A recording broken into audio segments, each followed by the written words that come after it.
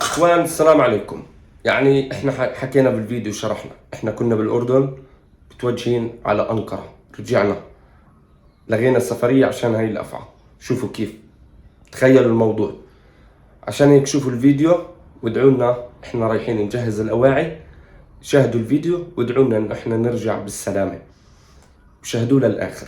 طيب، السلام عليكم ورحمة الله وبركاته. تحية مقدسية وين ما كنتوا اينما كنتوا من القدس. طبعا انا كنت مسافر على الاردن، فاجاني اتصال انه في عندك افعى اختفت من غرفة التربية.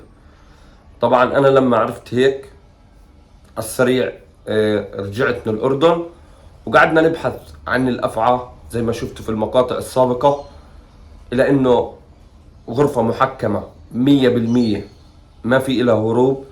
ولكن كان شكي انه هي فاتت بالسفون الحمام بعيد عنكم ومشت عبر المواسير ابعدت 200 متر. السؤال انه كيف انت عرفت انه وين هي مكانها؟ طبعا هاي مع خبرة مع السنين والايام اللي احنا بنمرق فيها بنعرف تصرفات الافاعي، انه ممكن يكون هون مهرب وممكن يكون هون مهرب وممكن يكون هون مهرب.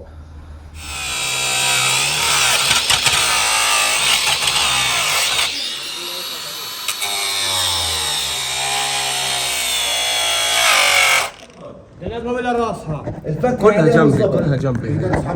ولا بسرعه بسرعه، بلاش تمشي بلشت تمشي. ايوه ما يبغوش تمشي يا عم. طب استنى عشان نثبت. ايوه قدم هيك هيك هيك. جيب السلة مسكتها شربك. لا والله فيش سلالم. اسمع، واحد يدز بربيج. لا راحت هيك. سيبها بعرف هيثم شو بقصدي. زي ما انت. ايوه هي بلشت تيجي عندي.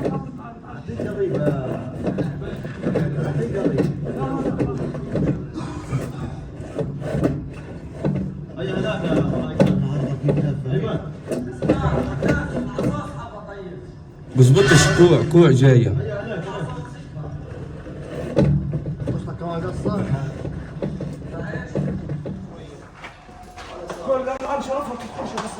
ادخلي ايوه يا هيثم، ايوه شوي تجرح. ولد يا هي امسك تفضل. يلا اصحى. يلا شوي شوي بلاش تجيها دائما. لا عكس ايوه شوي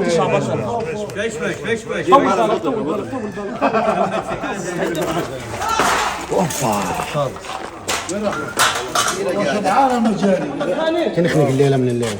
تعال بالله امسك هذه تول، هاي امسك طول حط ايدك في جيبي. هي الافعى كانت بالحوض هون، ففتحت الازاز وصارت تمشي ودخلت بالزاويه هاي لورا في عندي حمام.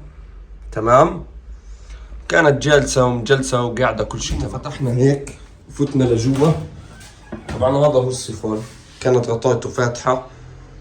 انا كنت مسكرها، ولكن الشباب اللي بيشتغلوا هون فتحوها بمجرد انه كانوا بدهم يعملوا حملة تنظيف على الافاعي، فكانوا يستخدموا السيفون على اساس يكبوا فيه مي وسخه وامور زي هيك.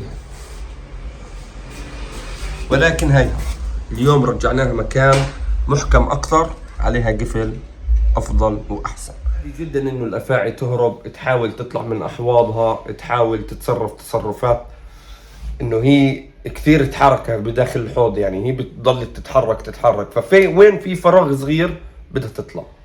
فعشان هيك هاي الافعى ما بتشكل خطر، مش افعى سامة، مش افعى خانقة، مسموح تربيتها. هذه اهم نقطة عشان تعرفوا، ترخيص او من غير ترخيص مسموح تربيتها.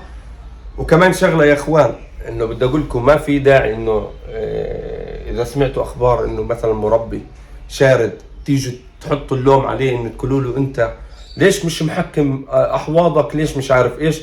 الغرفة اللي انا قاعد فيها زي ما بقولوا يعني يدوب ابليس يفوتها، محكمة 100%. يعني احنا عاملين السقف بانيليت محكم، كل الزوايا مغلقة بمادة اسمها سوبر شيفا اللي هي التنفيخ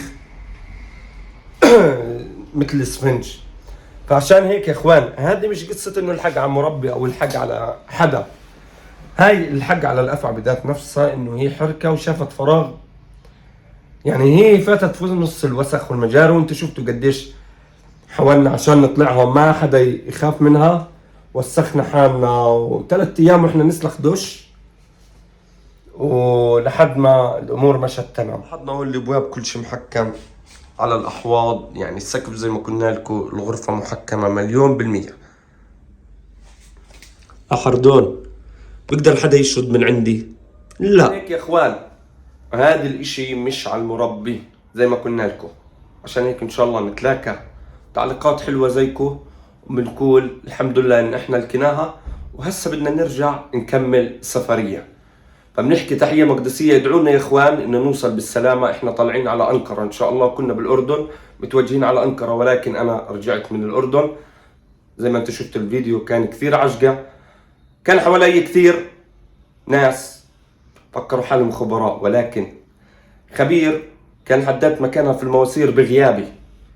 ولكن انا بقولكم الاشي اعطي الخبز للخباز لو حرك نصه.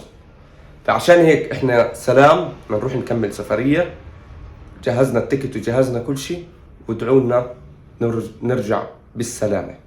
سلام.